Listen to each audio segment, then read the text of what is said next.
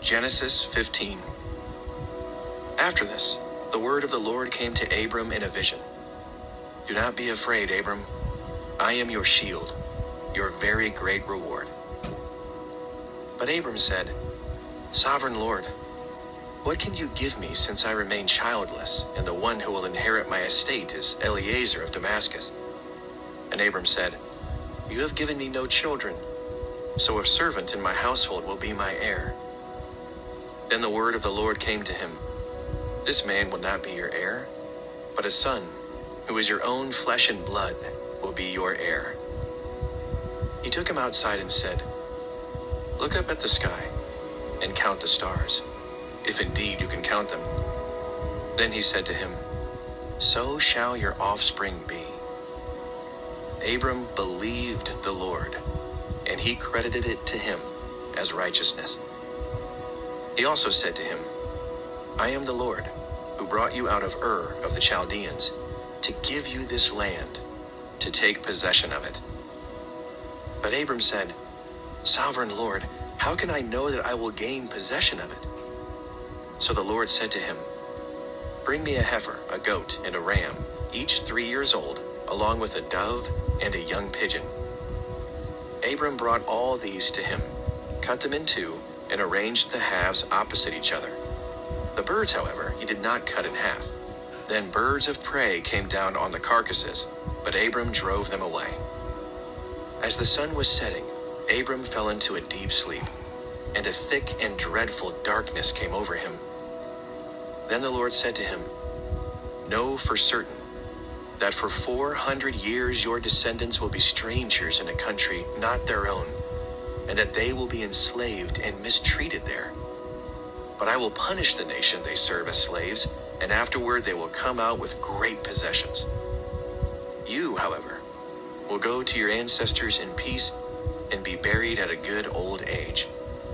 In the 4th generation your descendants will come back here, for the sin of the Amorites has not yet reached its full measure. When the sun had set and darkness had fallen, a smoking fire pot with a blazing torch appeared and passed between the pieces. On that day, the Lord made a covenant with Abram and said, To your descendants I give this land, from the Wadi of Egypt to the great river, the Euphrates, the land of the Kenites, Kenizzites, Kadmonites, Hittites, Perizzites, Rephaites, Amorites, Canaanites, Girgashites, and Jebusites. Genesis chapter 16. Now Sarai, Abram's wife, had borne him no children, but she had an Egyptian slave named Hagar. So she said to Abram, The Lord has kept me from having children. Go, sleep with my slave. Perhaps I can build a family through her. Abram agreed to what Sarai said. So after Abram had been living in Canaan 10 years, Sarai, his wife, took her Egyptian slave Hagar and gave her to her husband to be his wife. He slept with Hagar, and she conceived. When she knew she was pregnant, she began to despise her mistress.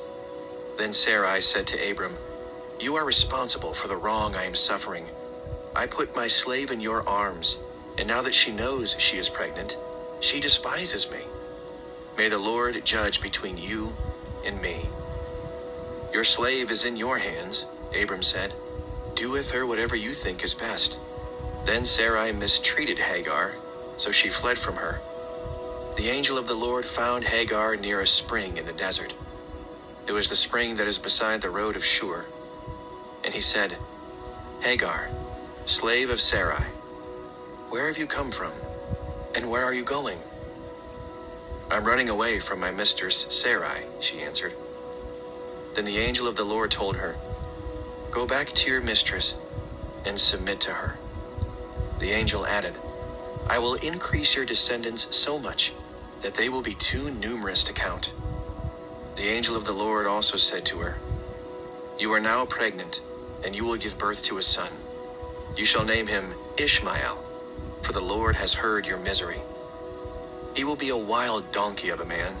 His hand will be against everyone, and everyone's hand against him, and he will live in hostility toward all his brothers. She gave this name to the Lord who spoke to her. "You are the God who sees me." For she said, "I have now seen the one who sees me." That is why the well was called Bir Lahai Roi. It is still there, between Kadesh and Bered. So Hagar bore Abram a son, and Abram gave the name Ishmael to the son she had born. Abram was 86 years old when Hagar bore him Ishmael. Genesis chapter 17. When Abram was 99 years old, the Lord appeared to him and said, "I am God Almighty. Walk before me faithfully and be blameless. Then I will make my covenant between me and you and will greatly increase your numbers." Abram fell face down, and God said to him, "As for me, this is my covenant with you. You will be the father of many nations. No longer will you be called Abram. Your name will be Abraham. For I have made you a father of many nations. I will make you very fruitful. I will make nations of you, and kings will come from you. I will establish my covenant as an everlasting covenant between me and you and your descendants after you, for the generations to come, to be your God and the God of your descendants after you. The whole land of Canaan, where you now reside as a foreigner, I will give as an everlasting possession to you and your descendants after you, and I will be their God." Then God said to Abraham, "As for you, you must keep my covenant, you and your descendants after you for the generations to come. This is my covenant with you and your descendants after you, the covenant you are to keep. Every male among you shall be circumcised. You are to undergo circumcision, and it will be a sign of the covenant between me and you. For the generations to come, every male among you who is 8 days old must be circumcised, including those born in your household or bought with money from a foreigner, those who are not your offspring. Whether born in your household or bought with your money, they must be circumcised. My covenant in your flesh is to be an everlasting covenant. Any uncircumcised male who has not been circumcised in the flesh will be cut off from his people.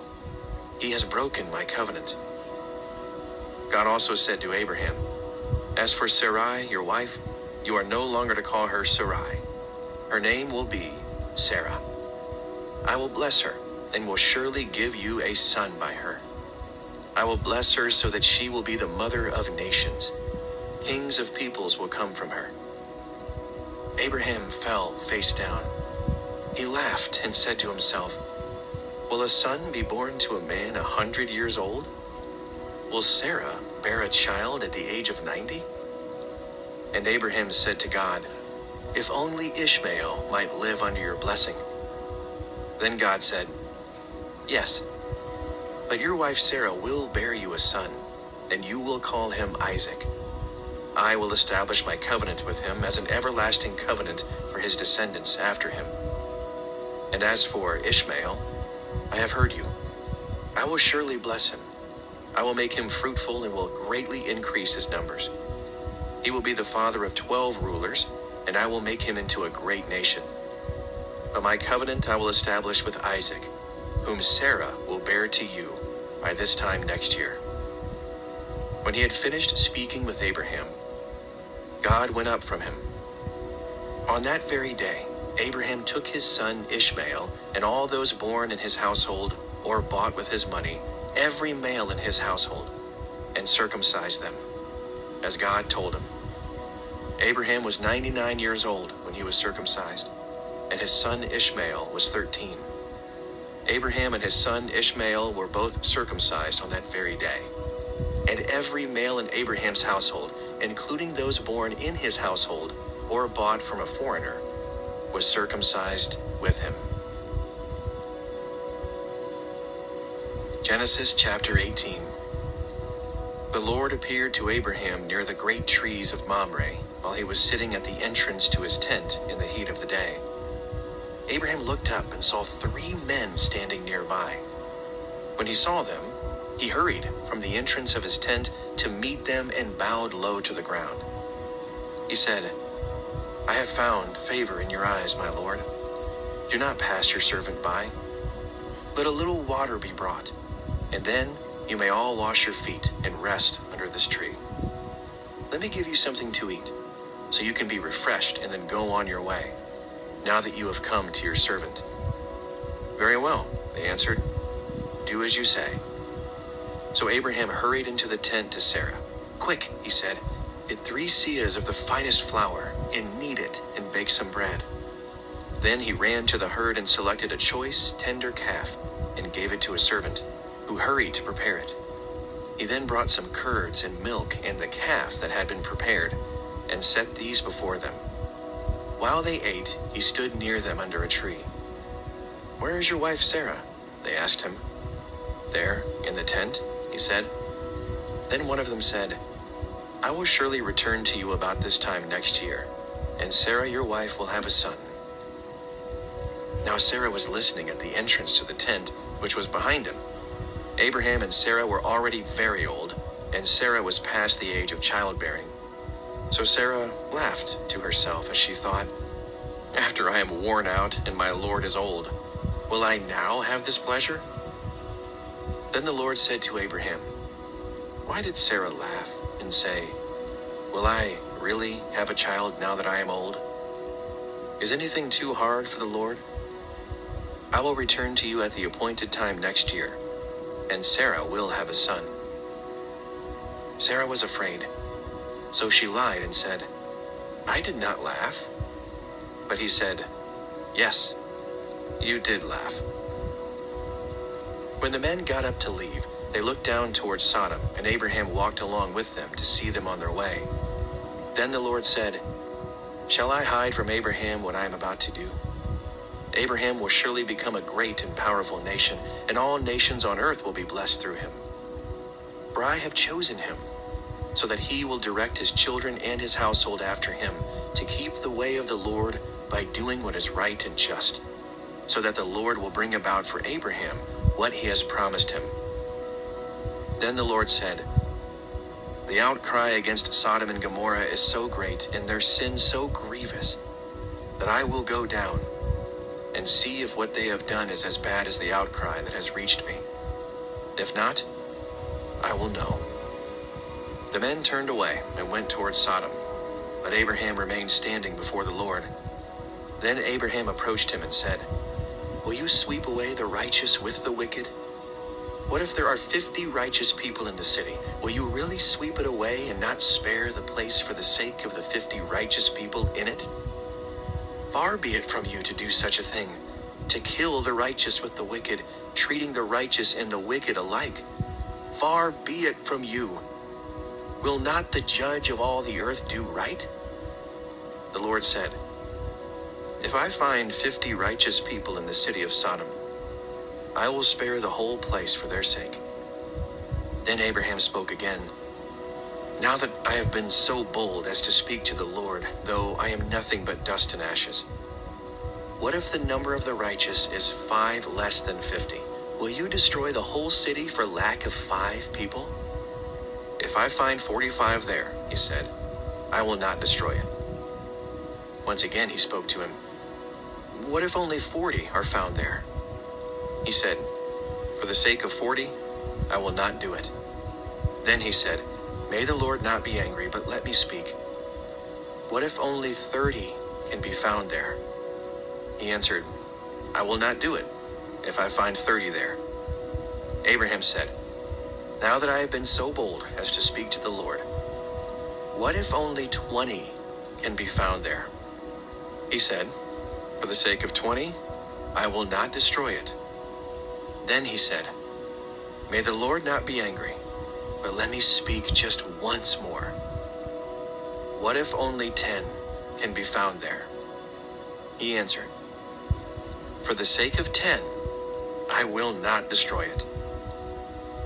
When the Lord had finished speaking with Abraham, he left, and Abraham returned home.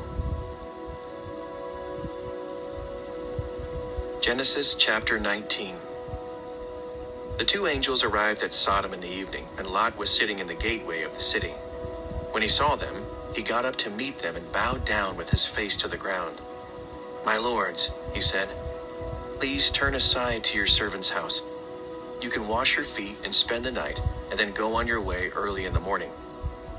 "No," they answered, "we will spend the night in the square." But he insisted so strongly that they did go with him and entered his house. He prepared a meal for them, baking bread without yeast, and they ate. Before they had gone to bed, all the men from every part of the city of Sodom, both young and old, surrounded the house. They called to Lot, "Where are the men who came to you tonight? Bring them out to us so that we can have sex with them."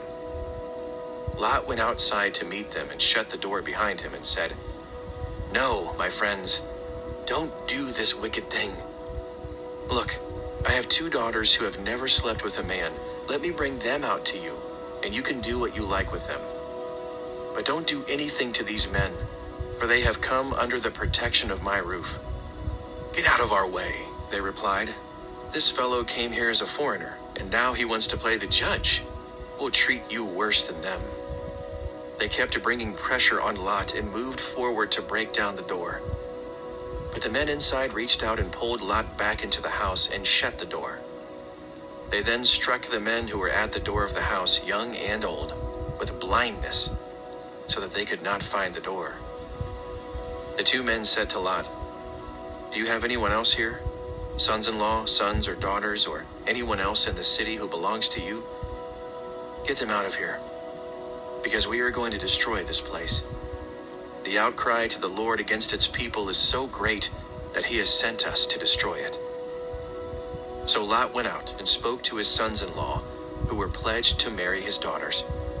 He said, "Hurry and get out of this place, because the Lord is about to destroy the city." But his sons-in-law thought he was joking. With the coming of dawn, the angels urged Lot, saying, "Hurry, take your wife and your 2 daughters who are here, or you will be swept away when the city is punished." When he hesitated, the men grasped his hand and the hands of his wife and his 2 daughters and led them safely out of the city, for the Lord was merciful to them. As soon as they had brought them out, one of them said, "Flee for your lives. Don't look back and don't stop anywhere in the plain. Flee to the mountains, or you will be swept away." But Lot said to them, "No, my lords, please. Your servant has found favor in your eyes, and you have shown great kindness to me in sparing my life. But I can't flee to the mountains. This disaster will overtake me, and I'll die. Look, here is a town near enough to run to, and it is small. Let me flee to it. It is very small, isn't it? Then my life will be spared." He said to him, "Very well, I will grant you this request too. I will not overthrow the town you speak of, but flee there quickly, because I cannot do anything until you reach it." That is why the town was called Zoar. By the time Lot reached Zoar, the sun had risen over the land. Then the Lord rained down burning sulfur on Sodom and Gomorrah, from the Lord out of the heavens. Thus, he overthrew those cities and the entire plain, destroying all those living in the cities and also the vegetation in the land. But Lot's wife looked back, and she became a pillar of salt. Early the next morning, Abraham got up and returned to the place where he had stood before the Lord. He looked down towards Sodom and Gomorrah, toward all the land of the plain, and he saw dense smoke rising from the land, like smoke from a furnace. So when God destroyed the cities of the plain, he remembered Abraham, and he brought Lot out of the catastrophe that overthrew the cities where Lot had lived.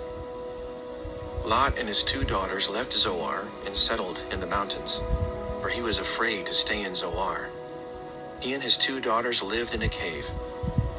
One day the older daughter said to the younger, "Our father is old, and there is no man around here to give us children, as is the custom all over the earth. Let's get our father to drink wine and then sleep with him and preserve our family line through our father." That night they got their father to drink wine, and the older daughter went in and slept with him. He was not aware of it when she lay down or when she got up. The next day the older daughter said to the younger, "Last night I slept with my father. Let's get him to drink wine again tonight, and you go in and sleep with him so we can preserve our family line through our father." So they got their father to drink wine that night also, and the younger daughter went in and slept with him. Again, he was not aware of it when she lay down or when she got up. So both of Lot's daughters became pregnant by their father. The older daughter had a son, and she named him Moab. He is the father of the Moabites of today. The younger daughter also had a son, and she named him Ben-ammi. He is the father of the Ammonites of today. Genesis chapter 20. Now Abraham moved on from there into the region of the Negev and lived between Kadesh and Shur. For a while he stayed in Gerar, and there Abraham said of his wife Sarah, "She is my sister." Then Abimelech, king of Gerar, sent for Sarah and took her. But God came to Abimelech in a dream one night and said to him, "You are as good as dead because of the woman you have taken. She is a married woman." Now Abimelech had not gone near her, so he said, "Lord, will you destroy an innocent nation? Did he not say to me, 'She is my sister,' and didn't she also say, 'He is my brother'? I have done this with a clear conscience and clean hands." Then God said to him in the dream, "Yes, I know you did this with a clear conscience, and so I have kept you from sinning against me. That is why I did not let you touch her. Now return the man's wife, for he is a prophet, and he will pray for you, and you will live. But if you do not return her, you may be sure that you and all who belong to you will die." Early the next morning, Abimelech summoned all his officials, and when he told them all that had happened, they were very much afraid. Then Abimelech called Abraham in and said, "What have you done to us? How have I wronged you, that you have brought such great guilt upon me and my kingdom? You have done things to me that should never be done."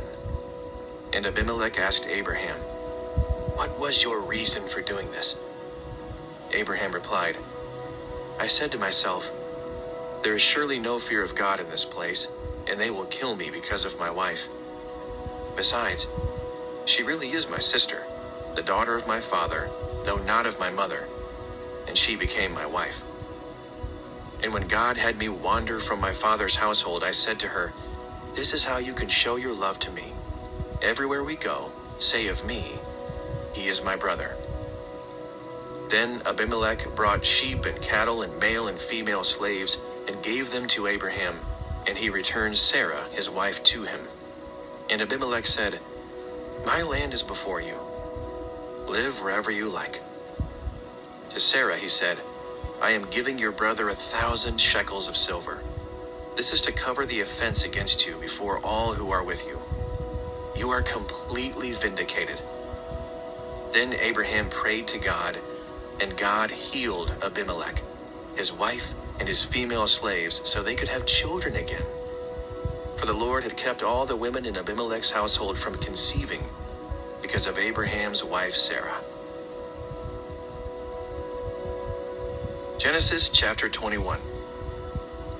Now the Lord was gracious to Sarah, as he had said, and the Lord did for Sarah what he had promised. Sarah became pregnant and bore a son to Abraham in his old age, at the very time God had promised him. Abraham gave the name Isaac to the son Sarah bore him. When his son Isaac was 8 days old, Abraham circumcised him, as God commanded him.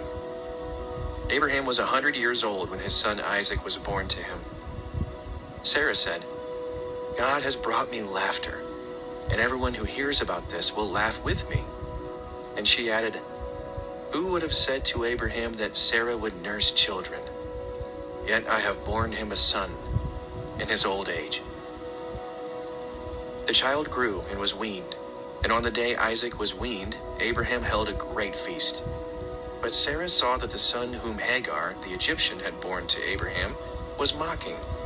And she said to Abraham, "Get rid of that slave woman and her son, for that woman's son will never share in the inheritance with my son Isaac." The matter distressed Abraham greatly, because it concerned his son. "Do not be so distressed about the boy and your slave woman. Listen to whatever Sarah tells you, because it is through Isaac that your offspring will be reckoned. I will make the son of the slave into a nation also, because he is your offspring." Early the next morning, Abraham took some food and a skin of water and gave them to Hagar. He set them on her shoulders and then sent her off with the boy. She went on her way and wandered in the desert of Beersheba. When the water in the skin was gone, she put the boy under one of the bushes. Then she went off and sat down about a bow shot away, for she thought, "I cannot watch the boy die." And as she sat there, she began to sob. God heard the boy crying, and the angel of God called to Hagar from heaven and said to her, "What is the matter, Hagar? Do not be afraid. God has heard the boy crying as he lies there. Lift the boy up and take him by the hand, for I will make him into a great nation." Then God opened her eyes, and she saw a well of water. So she went and filled the skin with water and gave the boy a drink. God was with the boy as he grew up. He lived in the desert and became an archer. While he was living in the desert of Paran, his mother got a wife for him from Egypt. At that time, Abimelech and Phicol, the commander of his forces, said to Abraham, "God is with you in everything you do. Now swear to me here before God that you will not deal falsely with me or my children or my descendants.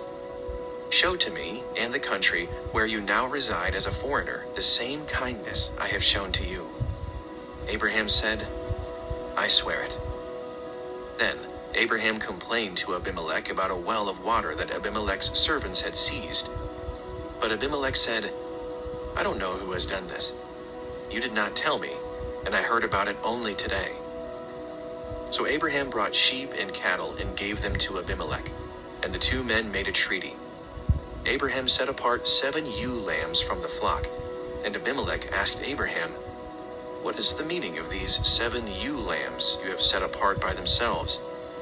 He replied, "Accept these 7 lambs from my hand as a witness that I dug this well." So that place was called Beersheba, because the two men swore an oath there. After the treaty had been made at Beersheba, Abimelech and Phicol, the commander of his forces, returned to the land of the Philistines. Abraham planted a tamarisk tree in Beersheba, and there he called on the name of the Lord, the eternal God. And Abraham stayed in the land of the Philistines for a long time. Genesis chapter 22. Sometime later, God tested Abraham. He said to him, "Abraham." "Here I am," he replied. Then God said, "Take your son, your only son, whom you love, Isaac, and go to the region of Moriah. Sacrifice him there as a burnt offering on a mountain I will show you." Early the next morning, Abraham got up and loaded his donkey. He took with him 2 of his servants and his son Isaac. When he had cut enough wood for the burnt offering, he set out for the place God had told him about. On the 3rd day, Abraham looked up and saw the place in the distance. He said to his servants, "Stay here with the donkey, while I and the boy go over there. We will worship, and then we will come back to you." Abraham took the wood for the burnt offering and placed it on his son Isaac, and he himself carried the fire and the knife. As the 2 of them went on together, Isaac spoke up and said to his father Abraham, "Father?" "Yes, my son," Abraham replied. "The fire and wood are here," Isaac said, "but where is the lamb for the burnt offering?" Abraham answered, "God himself will provide the lamb for the burnt offering, my son." When they reached the place God had told him about, Abraham built an altar there and arranged the wood on it. He bound his son Isaac and laid him on the altar, on top of the wood.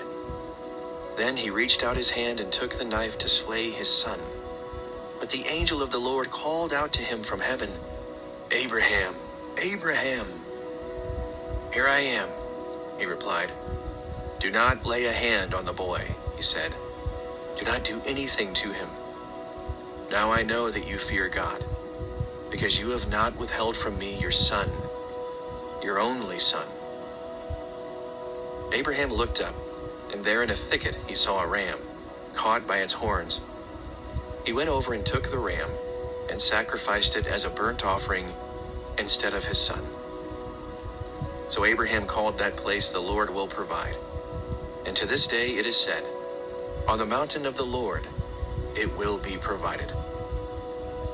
The angel of the Lord called to Abraham from heaven a second time and said, "I swear by myself, declares the Lord, that because you have done this and have not withheld your son, your only son, I will surely bless you and make your descendants as numerous as the stars in the sky and as the sand on the seashore.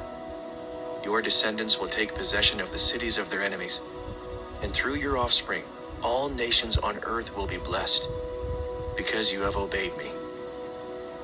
Then Abraham returned to his servants, and they set off together for Beersheba, and Abraham stayed in Beersheba. Some time later, Abraham was told, "Milcah is also a mother. She has borne sons to your brother Nahor: Uz, the firstborn, Buz, his brother, Kemuel, the father of Aram, Kesed, Hasso, Pildash, Jidlaph, and Bethuel. Bethuel became the father of Rebekah. Milcah bore these 8 sons to Abraham's brother Nahor. His concubine, whose name was Reumah, also had sons: Tebah, Gaham, Tahash, and Maacah. Genesis chapter 23. Sarah lived to be 127 years old. She died at Kiriath Arba, that is, Hebron, in the land of Canaan. And Abraham went to mourn Sarah and to weep over her. Then Abraham rose from beside his dead wife and spoke to the Hittites. He said, "I am a foreigner and stranger among you. Sell me some property for a burial site here, so I can bury my dead." The Hittites replied to Abraham, "Sir, listen to us. You are a mighty prince among us. Bury your dead in the choicest of our tombs. None of us will refuse you his tomb for burying your dead." Then Abraham rose and bowed down before the people of the land, the Hittites.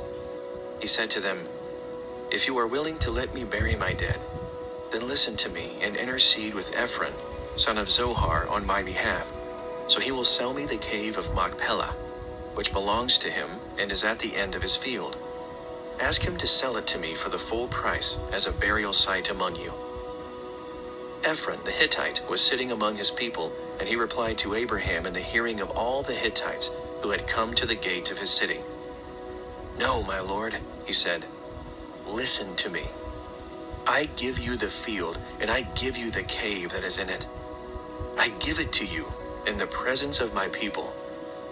Bury your dead." Again, Abraham bowed down before the people of the land, and he said to Ephron in their hearing, "Listen to me, if you will. I will pay the price of the field. Accept it from me, so I can bury my dead there." Ephron answered Abraham, "Listen to me, my lord.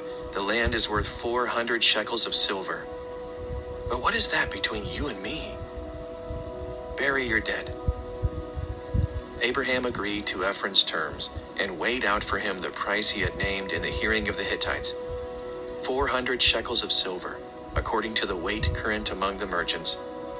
So Ephron's field in Machpelah near Mamre, both the field and the cave in it, and all the trees within the borders of the field, was deeded to Abraham as his property in the presence of all the Hittites who had come to the gate of the city. Afterward, Abraham buried his wife Sarah in the cave in the field of Machpelah near Mamre, which is Hebron, in the land of Canaan. So the field and the cave in it were deeded to Abraham by the Hittites as a burial site. Genesis chapter 24. Abraham was now very old, and the Lord had blessed him in every way. He said to the senior servant in his household, the one in charge of all that he had, "Put your hand under my thigh. I want you to swear by the Lord, the God of heaven and the God of earth, that you will not get a wife for my son from the daughters of the Canaanites, among whom I am living. but will go to my country and my own relatives and get a wife for my son Isaac." The servant asked him, "What if the woman is unwilling to come back with me to this land? Shall I take your son back to the country you came from?" "Make sure that you do not take my son back there," Abraham said. "The Lord, the God of heaven, who brought me out of my father's household and my native land, and who spoke to me and promised me on oath, saying, 'To your offspring I will give this land,' he will send his angel before you, so that you can get a wife for my son from there. If the woman is unwilling to come back with you, then you will be released from this oath of mine. Only do not take my son back there." So the servant put his hand under the thigh of his master Abraham and swore an oath to him concerning this matter. Then the servant left, taking with him 10 of his master's camels loaded with all kinds of good things from his master. He set out for Aram Naharaim and made his way to the town of Nahor. He had the camels kneel down near the well outside the town. It was toward evening, the time the women go out to draw water. Then he prayed, "Lord, God of my master Abraham, make me successful today and show kindness to my master Abraham. See, I am standing beside this spring, and the daughters of the townspeople are coming out to draw water. May it be that, when I say to a young woman, 'Please let down your jar that I may have a drink,' and she says, 'Drink, and I'll water your camels too,' let her be the one you have chosen for your servant Isaac. By this I will know that you have shown kindness to my master." Before he had finished praying, Rebekah came out with her jar on her shoulder. She was the daughter of Bethuel, son of Milcah, who was the wife of Abraham's brother Nahor. The woman was very beautiful, a virgin. No man had ever slept with her. She went down to the spring, filled her jar, and came up again. The servant hurried to meet her and said, "Please, give me a little water from your jar." "Drink, my lord," she said, and quickly lowered the jar to her hands and gave him a drink. After she had given him a drink, she said, "I'll draw water for your camels too, until they have enough to drink." So she quickly emptied her jar into the trough, ran back to the well to draw more water, and drew enough for all his camels. Without saying a word, the man watched her closely to learn whether or not the Lord had made his journey successful. When the camels had finished drinking, the man took out a gold nose ring weighing a beka and 2 gold bracelets weighing 10 shekels. Then he asked, "Whose daughter are you? Please, tell me, is there room in your father's house for us to spend the night?" She answered him, "I am the daughter of Bethuel, the son that Milcah bore to Nahor." And she added, "We have plenty of straw and fodder, as well as room for you to spend the night." Then the man bowed down and worshipped the Lord, saying, "Praise be to the Lord, the God of my master Abraham, who has not abandoned his kindness and faithfulness to my master. As for me, the Lord has led me on the journey to the house of my master's relatives." The young woman ran and told her mother's household about these things. Now Rebekah had a brother named Laban, and he hurried out to the man at the spring. As soon as he had seen the nose ring and the bracelets on his sister's arms, and had heard Rebekah tell what the man said to her, he went out to the man and found him standing by the camels near the spring. "Come, you who are blessed by the Lord," he said. "Why are you standing out here? I have prepared the house and a place for the camels." So the man went to the house, and the camels were unloaded. Straw and fodder were brought for the camels, and water for him and his men to wash their feet. Then food was set before him, but he said, "I will not eat until I have told you what I have to say." "Then tell us," Laban said. So he said, "I am Abraham's servant. The Lord has blessed my master abundantly, and he has become wealthy. He has given him sheep and cattle, silver and gold, male and female servants, and camels and donkeys. My master's wife Sarah has borne him a son in her old age, and he has given him everything he owns. And my master made me swear an oath and said, "You must not get a wife for my son from the daughters of the Canaanites in whose land I live, but go to my father's family and to my own clan and get a wife for my son." Then I asked my master, "What if the woman will not come back with me?" He replied, "The Lord, before whom I have walked faithfully, will send his angel with you and make your journey a success, so that you can get a wife for my son from my own clan and from my father's family. You will be released from my oath if, when you go to my clan, they refuse to give her to you. Then you will be released from my oath." When I came to the spring today, I said, "Lord, God of my master Abraham, if you will, please grant success to the journey on which I have come. See, I am standing beside this spring. If a young woman comes out to draw water, and I say to her, 'Please let me drink a little water from your jar,' and if she says to me, 'Drink, and I'll draw water for your camels too,' let her be the one the Lord has chosen for my master's son." Before I finished praying in my heart, Rebekah came out with her jar on her shoulder. She went down to the spring and drew water, and I said to her, "Please give me a drink." She quickly lowered her jar from her shoulder and said, "Drink, and I'll water your camels too." So I drank, and she watered the camels also. I asked her, "Whose daughter are you?" She said, "The daughter of Bethuel, son of Nahor, whom Milcah bore to him." Then I put the ring in her nose and the bracelets on her arms, and I bowed down and worshipped the Lord. I praised the Lord, the God of my master Abraham, who had led me on the right road to get the granddaughter of my master's brother for his son. Now, if you will show kindness and faithfulness to my master, tell me. If not, tell me, so I may know which way to turn."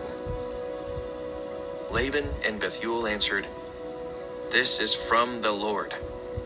We can say nothing to you one way or the other.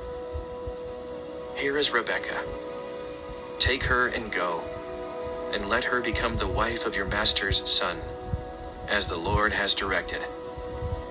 When Abraham's servant heard what they said, he bowed down to the ground before the Lord. Then the servant brought out gold and silver jewelry and articles of clothing and gave them to Rebekah. He also gave costly gifts to her brother and to her mother. Then he and the men who were with him ate and drank and spent the night there. When they got up the next morning, he said, "Send me on my way to my master." But her brother and her mother replied, "Let the young woman remain with us 10 days or so, then you may go." But he said to them, "Do not detain me. Now that the Lord has granted success to my journey, send me on my way, so I may go to my master." Then they said, "Let's call the young woman and ask her about it." So they called Rebekah and asked her, "Will you go with this man?" "I will go," she said. So they sent their sister Rebekah on her way, along with her nurse and Abraham's servant and his men. And they blessed Rebekah and said to her, "Our sister, may you increase to thousands upon thousands. May your offspring possess the cities of their enemies." Then Rebekah and her attendants got ready and mounted the camels and went back with the man. So the servant took Rebekah and left. Now Isaac had come from Beer Lahai Roi, for he was living in the Negev. He went out to the field one evening to meditate, and as he looked up, he saw camels approaching. Rebekah also looked up and saw Isaac. She got down from her camel and asked the servant, "Who is that man in the field coming to meet us?" "He is my master," the servant answered. So she took her veil and covered herself. Then the servant told Isaac all he had done. Isaac brought her into the tent of his mother Sarah, and he married Rebekah. So she became his wife, and he loved her. And Isaac was comforted after his mother's death. Genesis chapter 25. Abraham had taken another wife, whose name was Keturah. She bore him Zimran, Jokshan, Medan, Midian, Ishbak, and Shua. Jokshan was the father of Sheba and Dedan. The descendants of Dedan were the Asherites, the Letushites, and the Leumites. The sons of Midian were Ephah, Epher, Hanok, Abida, and Elda. All these were descendants of Keturah. Abraham left everything he owned to Isaac, but while he was still living, he gave gifts to the sons of his concubines and sent them away from his son Isaac to the land of the east. Abraham lived 175 years. Then Abraham breathed his last and died at a good old age, an old man and full of years. And he was gathered to his people. His sons Isaac and Ishmael buried him in the cave of Machpelah near Mamre, in the field of Ephron, son of Nahor the Hittite, the field Abraham had bought from the Hittites. There, Abraham was buried with his wife Sarah. After Abraham's death, God blessed his son Isaac, who then lived near Beer Lahai Roi. This is the account of the family line of Abraham's son Ishmael, whom Sarah's slave, Hagar the Egyptian, bore to Abraham. These are the names of the sons of Ishmael, listed in the order of their birth. Nebaioth, the firstborn of Ishmael, Kedar, Adbeel, Mibsam, Mishma, Duma, Massa, Hadad, Tema, Jetur, Naphish, and Kedemah. These were the sons of Ishmael, and these are the names of the 12 tribal rulers according to their settlements and camps. Ishmael lived 137 years. He breathed his last and died, and he was gathered to his people. His descendants settled in the area from the Havilah to Shur, near the eastern border of Egypt, as you go toward Ashur.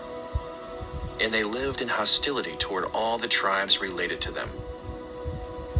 This is the account of the family line of Abraham's son, Isaac. Abraham became the father of Isaac, and Isaac was 40 years old when he married Rebekah, daughter of Bethuel, the Aramean, from Paddan Aram, and sister of Laban, the Aramean. Isaac prayed to the Lord on behalf of his wife, because she was childless. The Lord answered his prayer, and his wife Rebekah became pregnant. The babies jostled each other within her, and she said, "Why is this happening to me?" So she went to inquire of the Lord. The Lord said to her, "Two nations are in your womb, and two peoples from within you will be separated. One people will be stronger than the other, and the older will serve the younger." When the time came for her to give birth, there were twin boys in her womb. The first to come out was red, and his whole body was like a hairy garment. So they named him Esau. After this, his brother came out, with his hand grasping Esau's heel. So he was named Jacob. Isaac was 60 years old when Rebekah gave birth to them. The boys grew up, and Esau became a skillful hunter, a man of the open country, while Jacob was content to stay at home among the tents. Isaac, who had a taste for wild game, loved Esau, but Rebekah loved Jacob. Once when Jacob was cooking some stew, Esau came in from the open country, famished. He said to Jacob, "Quick, let me have some of that red stew. I'm famished." That is why he was also called Edom. Jacob replied, "First, sell me your birthright." "Look, I'm about to die," Esau said. "What good is the birthright to me?" But Jacob said, "Swear to me first." So he swore an oath to him, selling his birthright to Jacob. Then Jacob gave Esau some bread and some lentil stew. He ate and drank, and then got up and left. So Esau despised his birthright. Genesis chapter 26. Now there was a famine in the land, besides the previous famine in Abraham's time, and Isaac went to Abimelech, king of the Philistines, in Gerar. The Lord appeared to Isaac and said, "Do not go down to Egypt. Live in the land where I tell you to live. Stay in this land for a while, and I will be with you and will bless you. For to you and your descendants I will give all these lands, and will confirm the oath I swore to your father Abraham. I will make your descendants as numerous as the stars in the sky, and will give them all these lands. And through your offspring, all nations on earth will be blessed. Because Abraham obeyed me and did everything I required of him, keeping my commands, my decrees, and my instructions. So Isaac stayed in Gerar. When the men of that place asked him about his wife, he said, "She is my sister," because he was afraid to say, "She is my wife." He thought, "The men of this place might kill me on account of Rebekah, because she is beautiful." When Isaac had been there a long time, Abimelech, king of the Philistines, looked down from a window and saw Isaac caressing his wife Rebekah. So Abimelech summoned Isaac and said, "She is really your wife. Why did you say she is my sister?" Isaac answered him, "Because I thought I might lose my life on account of her." Then Abimelech said, "What is this you have done to us? One of the men might well have slept with your wife, and you would have brought guilt upon us." So Abimelech gave orders to all the people, "Anyone who harms this man or his wife shall surely be put to death." Isaac planted crops in that land, and the same year reaped 100-fold, because the Lord blessed him. The man became rich, and his wealth continued to grow until he became very wealthy. He had so many flocks and herds and servants that the Philistines envied him. So all the wells that his father's servant had dug in the time of his father Abraham, the Philistines stopped up, filling them with earth. Then Abimelech said to Isaac, "Move away from us. You have become too powerful for us." So Isaac moved away from there and encamped in the valley of Gerar, where he settled. Isaac reopened the wells that had been dug in the time of his father Abraham, which the Philistines had stopped up after Abraham died, and he gave them the same names his father had given them. Isaac's servants dug in the valley and discovered a well of fresh water there. But the herders of Gerar quarreled with those of Isaac and said, "The water is ours." So he named the well Esek, because they disputed with him. Then they dug another well, but they quarreled over that one also. So he named it Sitnah. He moved on from there and dug another well, and no one quarreled over it. He named it Rehoboth, saying, "Now the Lord has given us room, and we will flourish in the land." From there he went up to Beersheba. That night the Lord appeared to him and said, "I am the God of your father Abraham. Do not be afraid, for I am with you. I will bless you and will increase the number of your descendants for the sake of my servant Abraham." Isaac built an altar there and called on the name of the Lord. There he pitched his tent, and there his servants dug a well. Meanwhile, Abimelech had come to him from Gerar with Ahazath, his personal advisor, and Phicol, the commander of his forces. Isaac asked them, "Why have you come to me, since you were hostile to me and sent me away?" They answered, "We saw clearly that the Lord was with you, so we said, 'There ought to be a sworn agreement between us and you. Let us make a treaty with you that you will do us no harm, just as we did not harm you, but always treated you well and sent you away peacefully. And now you are blessed by the Lord." Isaac then made a feast for them, and they ate and drank. Early the next morning the men swore an oath to each other. Then Isaac sent them on their way, and they went away peacefully. That day Isaac's servants came and told him about the well they had dug. They said, "We found water." He called it Sheba, and to this day the name of the town has been Beersheba. When Esau was 40 years old, he married Judith, daughter of Beeri the Hittite, and also Basemath, daughter of Elon the Hittite. They were a source of grief to Isaac and Rebekah. Genesis chapter 27.